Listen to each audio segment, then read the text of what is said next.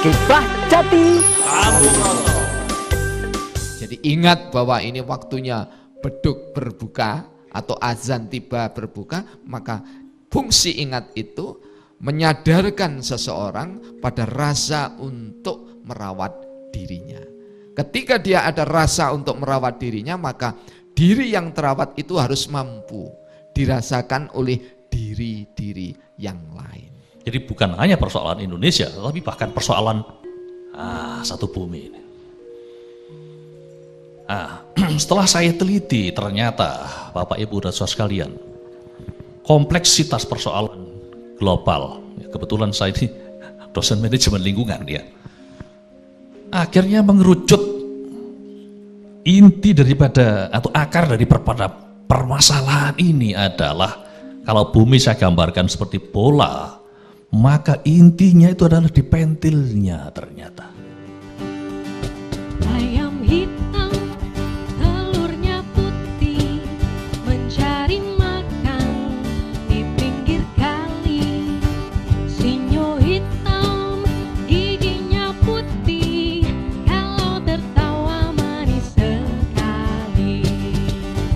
Ayo mama, jangan mama marah beta.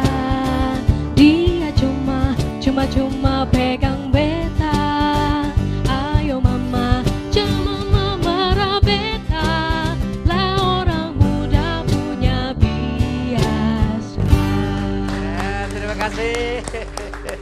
Terima kasih adik-adik kita yang ganteng-ganteng dan cantik-cantik, yang selalu mengiringi kita dan selalu meluangkan waktu untuk Kiprah Jati ini.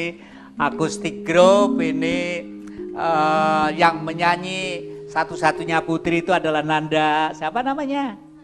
Sani pakai ini? Sani. Oh, Mbak Sani. Juga ada lagi Mas?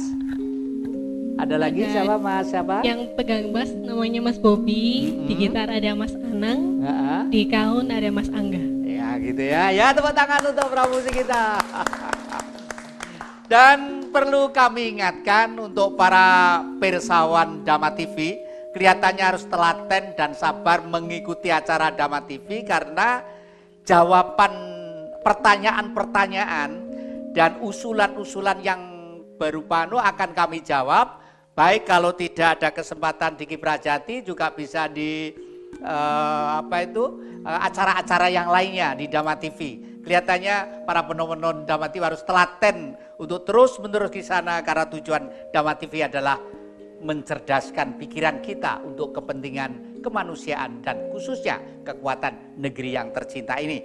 Nah, sekarang sebelum ke pertanyaan adik-adik, ini saudara saya yang sudah lama tidak kelihatan, Mas Yudi ini mungkin banyak di lapangan yang mungkin perlu ditanyakan atau mungkin disampaikan di sini. Kami persilakan.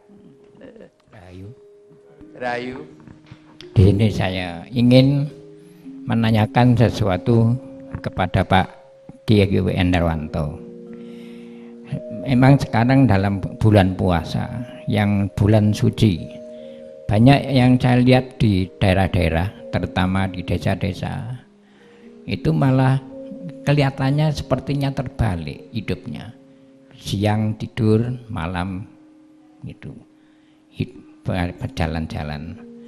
Malah kadang-kadang yang sebelum waktunya puasa, dia sudah ngantri di depan warung-warung, pesan. Nanti kalau sudah kedengaran beduk maghrib, dia langsung royok ke dalam. Loh, terus itu maksudnya bagaimana?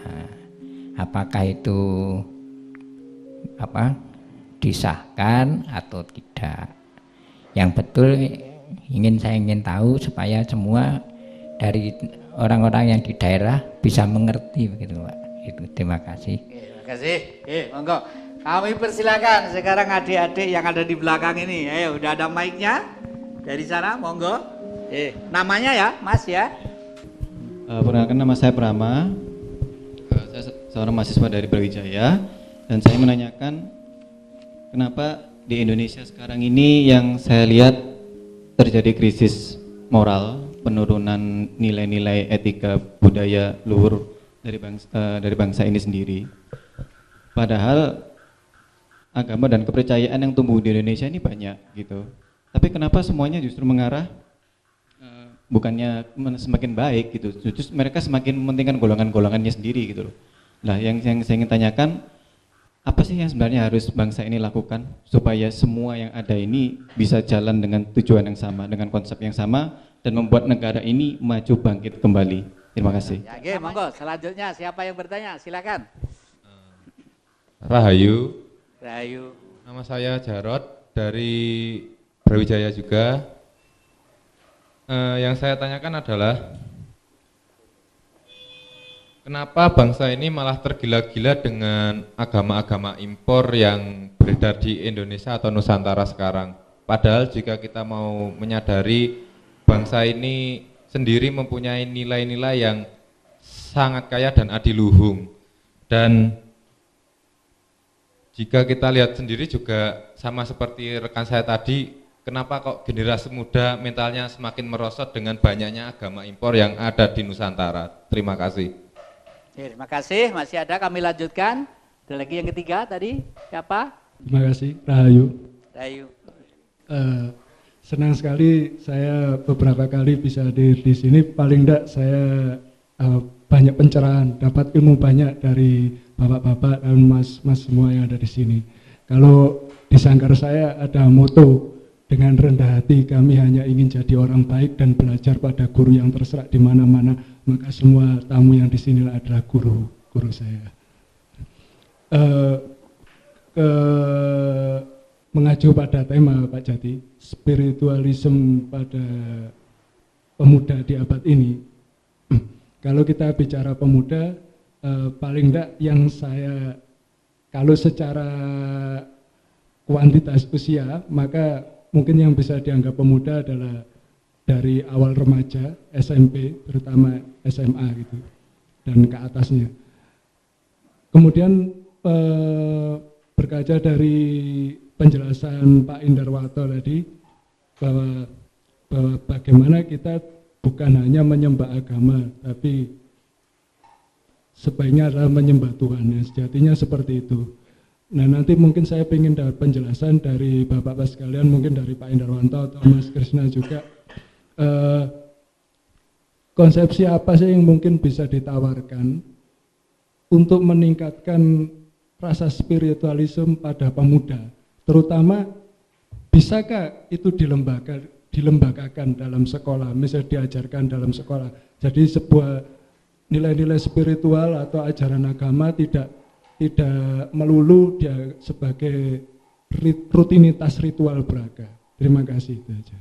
Terima kasih. Masih ada lagi? Terima kasih, Rahayu. Rahayu.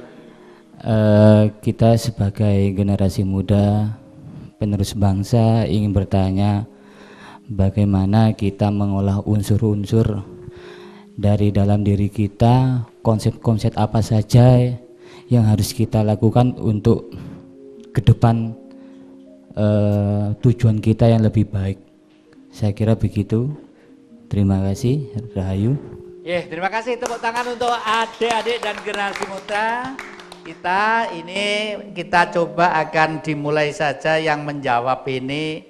Kita mulai dari Pak Anton aja lah dulu ya. Monggo, kami persilakan. Apa yang kira-kira tertangkap oleh pertanyaan adik-adik tadi itu?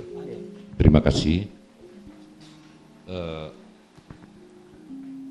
Kalau saya tangkap tadi itu adalah keprihatinan tentang ketergila-gilaan generasi muda kepada segala sesuatu yang berbau impor.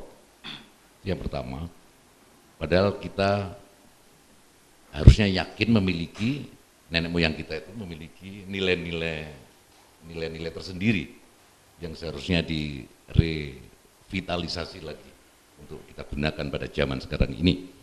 Kemudian yang terakhir, bagaimana meningkatkan rasa atau kesadaran spiritualisme. Yang terakhir tadi itu bagaimana konsep-konsep ke depan untuk menjadi lebih baik. Catatan saya itu, Pak Jati. Nah, saudara-saudara, saya sebetulnya mengulangi lagi, semua yang kita pikirkan itu harus bermuara pada satu kesadaran. Apakah Anda yang bertanya itu? Apakah Anda yang bertanya itu? Atau saya pribadi? memang digerakkan oleh kesadaran sejati. Itu baru jawaban dari pertanyaan ini menjadi bermakna. Jadi yang pertama-tama yang bertanya itu harus bertanya pada diri sendiri, apakah saya punya tujuan yang sejati? Sebagai pribadi, sebagai bangsa Indonesia, sebagai generasi yang memiliki keterbukaan budaya abad 21, akan berbuat apa? Kalau kita yakin nenek moyang kita memiliki konsep-konsep sendiri, kalau tahu sakit memiliki apa itu resep atau obat sendiri, ayo kita dudah bersama-sama, ayo kita uji. Termotivasi dengan ingin berbuat arif, berkualitas, ya, dan termotivasi juga untuk mempengaruhi orang lain supaya berkualitas. Kisah Jati.